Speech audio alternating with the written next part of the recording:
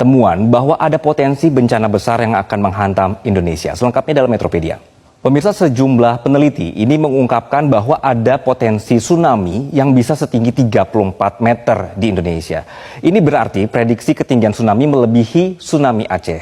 Nah, ada penulis utama dari BMKG, Pepen Supendi, dari penelitiannya mengungkap bahwa potensi ini berkaitan dengan tingkat kegempaan yang tinggi, yang di dalam, serta juga di wilayah Jawa Barat dan juga Sumatera yang merupakan akibat dari pertemuan lempeng Indo-Australia dan juga subduksi di bawah lempeng Sunda. Nah, ini ada datanya di sebelah saya ini. Jadi ini ada temuan ya, pemirsa. Jadi ini benar-benar nyata, jadi bukan ada hasil rekayasa. Jadi mereka sudah berkumpul dalam penelitian ini. Terdapat sejumlah ahli kegempaan dalam negeri, ada Dwi Kora Karnawati, kemudian juga ada dari Tato Yatimantoro, dan juga Daryono dari BMKG, dari BRIN juga ada, termasuk dari University of Cambridge juga ikutan di sini, termasuk dari BNPB. Nah, sehingga penelitian ini sangat tidak main-main dan bukan sembarangan. Jadi tim peneliti ini memanfaatkan katalog data seismik yang bersumber dari BMKG, kemudian dari Pusat Penelitian Seismik Internasional, periode April 2009 sampai Juli 2020 untuk melakukan hypocenter gempa. Jadi mereka berkumpul, kemudian hasil penelitiannya ditemukanlah bahwa ini akan ada celah seismik besar di selatan Jawa Barat dan Sumatera bagian Tenggara yang berpotensi menjadi gempa yang besar sekali, magnitudnya 8,9, potensi tsunami-nya adalah 34 meter. Ini tinggi sekali ya pemirsa ya. Nah, sebenarnya jika kita berbicara soal megatrust, gitu, jika dilihat dari definisinya, megatrust ini adalah kondisi pecahnya batas lempeng yang terjadi di bidang kotak dua lempeng tektonik yang bertemu di zona subduksi. Nah, karena gerakan relatif lempeng ini yang tidak terbendung, tekanan terakumulasi di area dua lempeng tersebut dan akhirnya saling mengunci sehingga dilepaskanlah melalui gempa megatrust. Jadi ini ada kekuatan yang ditahan kemudian terlepas begitu ya. Sumber gempa megatrust biasanya ada di bawah laut pemirsa. Megatrust ini memiliki potensi menimbulkan tsunami yang karena ada pergerakan besar vertikal dasar laut selama gempa terjadi.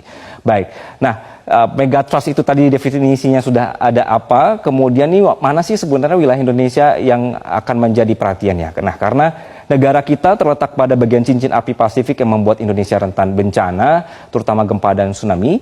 Dalam buku Pusat Studi Gempa Nasional disebutkan bahwa sumber gempa dari segmen megatrust hanya berjumlah 13 segmen. Tapi ini bukan hanya sebenarnya. Jadi kami coba ilustrasikan di sebelah kanan saya, kalau bisa difokuskan atau di sebelah petanya, pemirsa. Jadi ini adalah segmentasi megatrust di Indonesia, ada beberapa. Satu adalah ini barat Sumatera, ada 6 segmen. Kalau misalnya kita bisa lihat di sebelah sini pemirsa ya. Oke, ini ada 6. Kemudian juga selatan Jawa ada 3 segmen. Selatan Bali hingga Sumba ada 1 segmen. Utara Sulawesi ada 1 segmen. Lalu Maluku ada 1 segmen dan utara Papua ada 1 segmen. Ini adalah yang sudah dipetakan. Nah, kemudian yang berwarna oranye yang Anda saksikan ini adalah ilustrasi misalnya keberadaan subduksi lempeng Indo-Australia yang menujam ke bawah lempeng Eurasia. Ini merupakan generator kuat sekali untuk terjadi gempa. Jadi wajar jika selatan Jawa ini menjadi kawasan rawan gempa dan juga tsunami.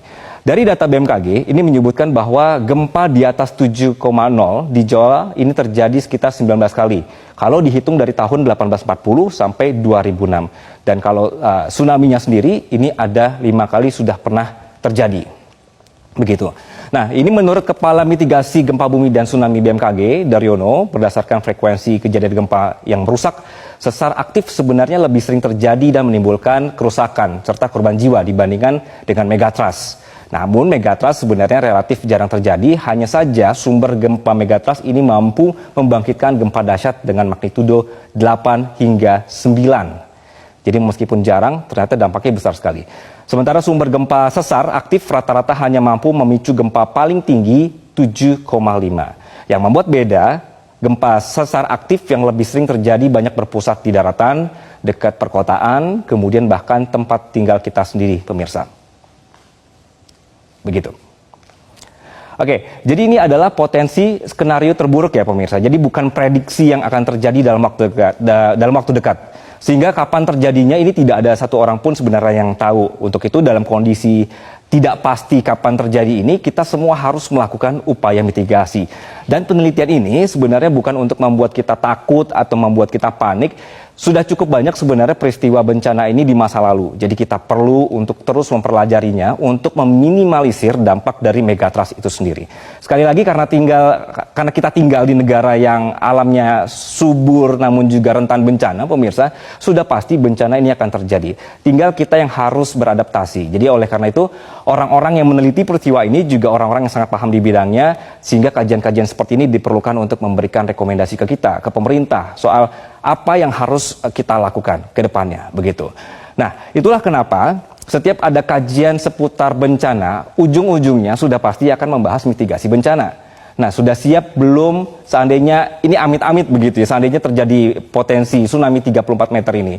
Nah, gunanya penelitian ini juga membuat kita punya rencana penanganan bencana. Namun apakah dari pemerintah juga siap, kemudian juga bagaimana dengan pemerintah di daerah, apakah sudah satu frekuensi soal penanganan bencana. Inilah yang kemudian disampaikan pakar tsunami BRIN, Ujo Kongko, yang menyatakan bahwa, ini ada pernyataannya ya, kita perlu review kembali dokumen rencana kontingensi dan juga rencana operasi, peta-peta jalur evakuasi, kemudian juga sistem peringatan dininya untuk mitigasi tsunami, terutama di daerah-daerah pesisir Jawa dan Sumatera. Nah, jika kondisinya saat ini sudah ada permukiman manusia di daerah pesisir, bagaimana kemudian kita mengatur tata ruang dan pergerakan saat tanda-tanda tsunami muncul? Inilah butuh fokus pemikiran juga untuk kita menjadi sigap terhadap bencana, begitu. Dan yang terpenting, pemirsa, ini juga harus kita semua sebenarnya harus mau meluangkan waktu untuk tahu langkah-langkah kalau misalnya terjadi dalam atau terjebak dalam kondisi darurat itu seperti apa. Kita tetap berdoa bahwa tidak ada peristiwa mengerikan yang akan terjadi, sekaligus tidak lupa berusaha untuk bisa beradaptasi memahami alam.